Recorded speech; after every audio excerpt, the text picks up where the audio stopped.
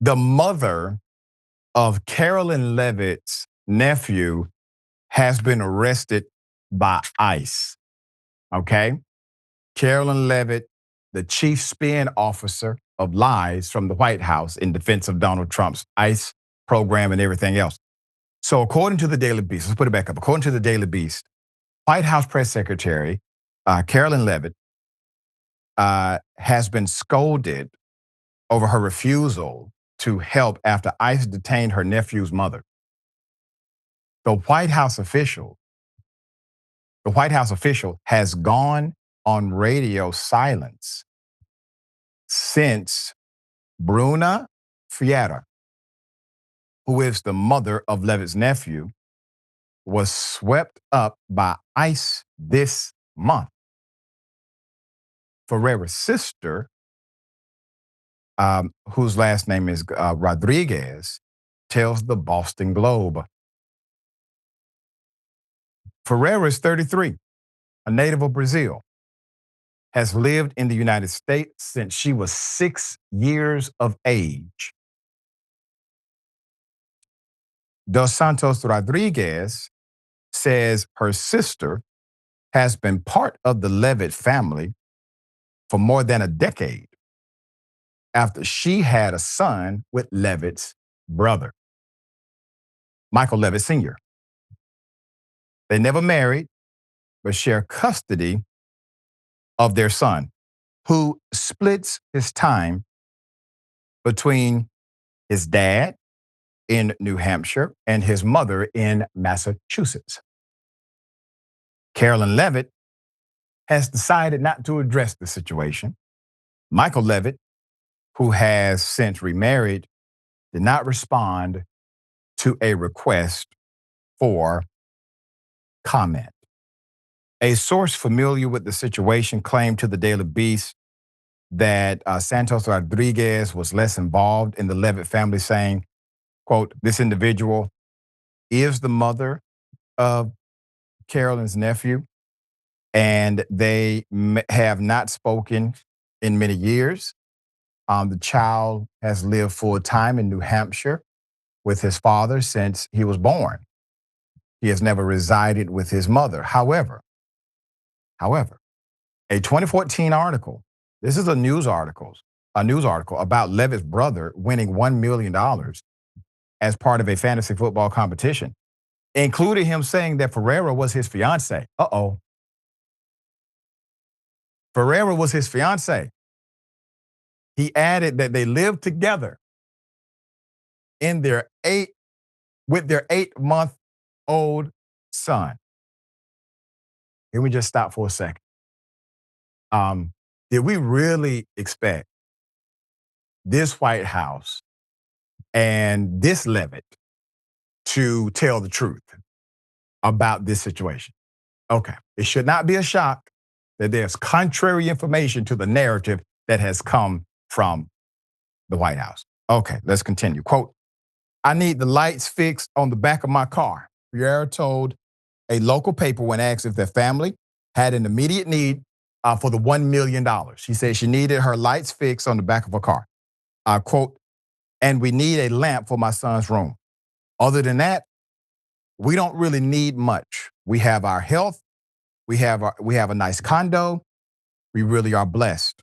Leavitt said he planned to spend some of the money by taking Ferreira on a trip to the West Coast.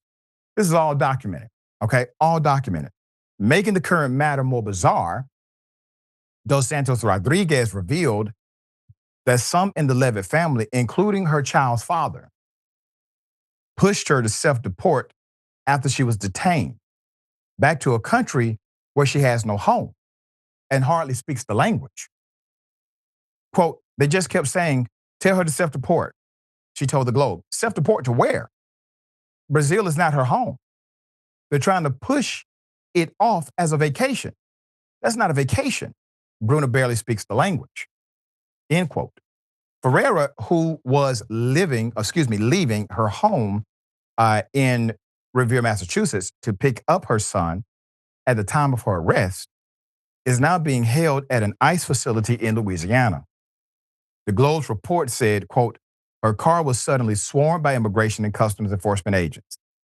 They were not the most gentle with her, Dos Santos Rodriguez told the paper.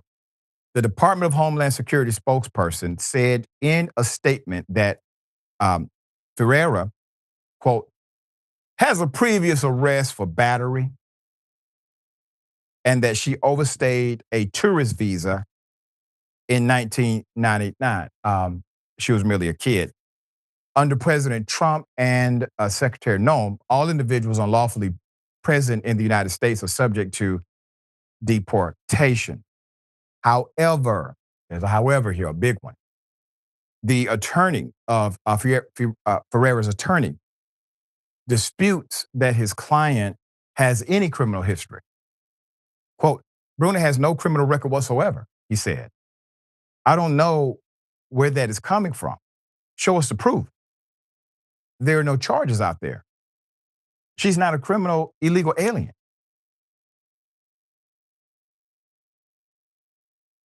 Sad, isn't it? So let's take it away from the real housewives atmosphere of the White House. Let's bring it into the real world. There's a mother who has been separated from her son. There's a mother who likely was separated from her son unlawfully. Potentially, she has been targeted by members of this administration because she did not engage in self-deportation because, well, she's been here since she was 6 years old. This is her home. And maybe the emphasis for her to self-deport was to stop the political fallout of a national story like this breaking sometime in the future. So maybe she was targeted. Here's what we can do. A mother has been separated from her son. Her family doesn't seem to be fighting for her on the Leavitt side. They are powerful. They utilize influence to enrich themselves. They utilize influence to protect certain family members. Hell, they have utilized their influence to protect their friends who have been accused of human sex trafficking. But they will not utilize their influence to make a wrong right. Put it up. There's a GoFundMe for this mother. The GoFundMe for this mother, Ferreira, has raised nearly $20,000 as of Wednesday morning. The fundraiser says that she has maintained her legal status through DACA, followed every requirement, and has always strived to do the right thing. I'm sure my sister was terrified, frantic, Dos Santos Rodriguez said of her arrest. She's been here since she was 6 years old. She's more American than she is anything else. And the bottom line is she's human. She is human. And so let's put it back up. I'm asking anyone who can provide some assistance to provide assistance, do the very best you can to support this mother who has been, in my opinion, illegally separated and definitely more unethically separated through an immoral act of this administration. Okay, dear brother, thoughts here.